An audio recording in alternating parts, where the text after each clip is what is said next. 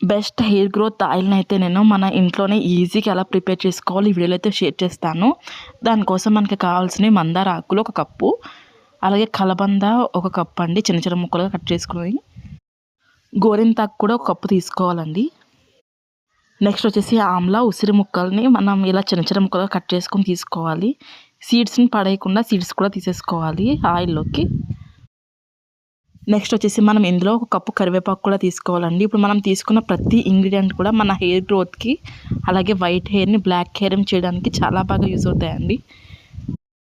Next వచ్చేసి మనం ఇందులోకి 1 కప్పు కలోంజీ సీడ్స్ కూడా తీసుకోవాలి, అలాగే ఫ్లాక్ సీడ్స్ కూడా తీసుకోవాలండి. ఈ రెండు కూడా మన హెయిర్ గ్రోత్కి, అలాగే వైట్ హెయిర్ని బ్లాక్ హెయిర్ చేయడానికి చాలా బాగా యూజ్ అవుతాయి. నెక్స్ట్ వచ్చేసి 1 కప్పు మెంతులు కూడా తీసుకోవాలి. మెంతులు మన స్కాల్ఫ్ని కూల్ చేసి హెయిర్ గ్రోత్కి బాగా యూజ్ అవుతాయండి. మనం తీసుకున్న మందార ఆకులు, కరివేపాకు, గోరింతాకు, కలబంద ఇవన్నీ కూడా మన హెయిర్ గ్రోత్కి చాలా బాగా యూజ్ అవుతాయండి. పైగా మనకి ఇంట్లోనే ఈజీగా అవైలబుల్గా దొరుకుతాయి కూడా ఇవన్నీ కూడా. నెక్స్ట్ వచ్చేసి మనం ఆయిల్ తీసుకుని, ఈ ఆయిల్ అయితే మనకు కొంచెం గడ్డ కట్టిందండి, వింటర్ సీజన్ కదా.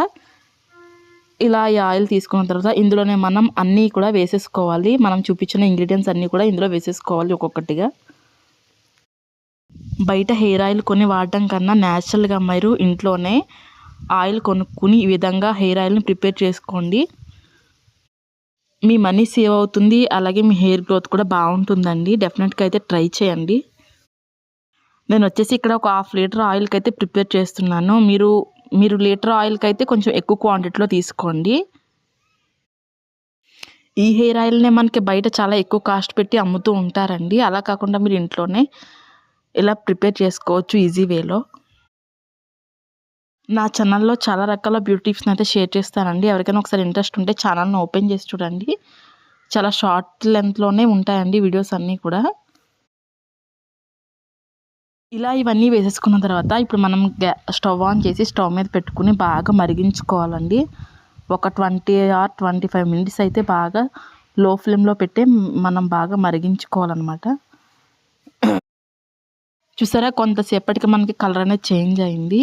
ఇవన్నీ కూడా మనకి ఇందులో ఉండే రసం అంతా కూడా, సారం అంతా కూడా ఈ ఆయిల్లోకి పట్టే విధంగా మనం బాగా మరిగించుకోవాలి.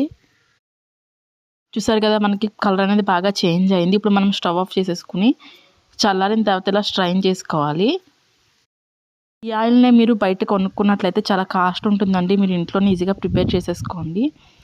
ఈ హెయిర్ ఆయిల్ కలర్ కూడా చూసారా చాలా మారిపోయింది. కలర్ అనేది గ్రీన్ కలర్లోకి వచ్చింది. అంటే మనకి ఆకుల్లో ఉండే సారం అంతా కూడా ఈ ఆయిల్లోకి వచ్చిందనమాట. ఇప్పుడు ఈ ఆయిల్ని మనం ఒక బాటిల్లో స్టోర్ చేసుకుని 2 daysకి ఒకసారి అప్లై చేసుకుని స్కాల్ఫ్ నుండి హెయిర్ మొత్తం కూడా అప్లై చేసుకుని 1 hour ఉంచుకుని వాష్ చేసేసుకోండి. హెయిర్ వాష్ చేసేసుకోండి షాంపూతో. చాలా మంచి రిజల్ట్ అనేది ఉంటుంది. డెఫినెట్గా ట్రై చేయండి ఆయిల్ని. వీడియో కనుక నచ్చినట్లయితే ఒక లైక్ అయితే చేయండి.